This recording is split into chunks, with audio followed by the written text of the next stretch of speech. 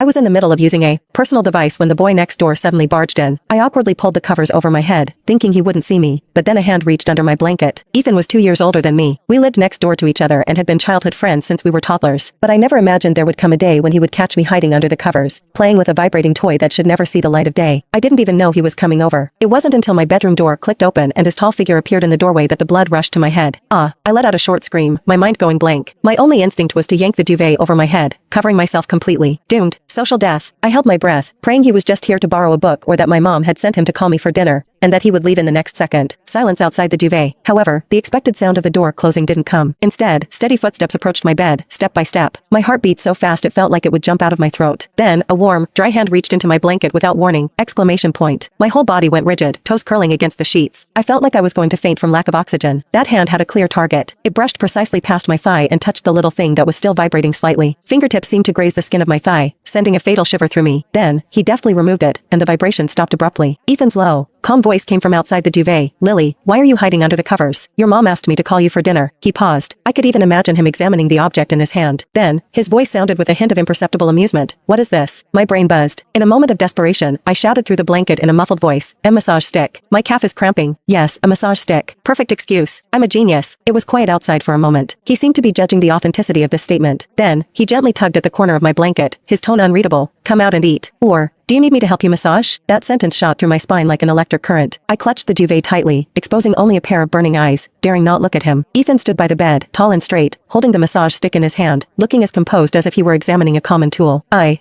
can do it myself." My cheeks burned like fried eggs, my voice as small as a mosquito's hum. He looked at me, a faint smile seemingly flitting across his deep eyes, so fast I thought it was an illusion. He didn't continue the dangerous topic. Instead, he naturally and calmly put the little thing into his own pocket. "Your mom wants you downstairs for dinner," he repeated, his gaze sweeping over my still flushed face. He added flatly, "Lock the door next time you massage."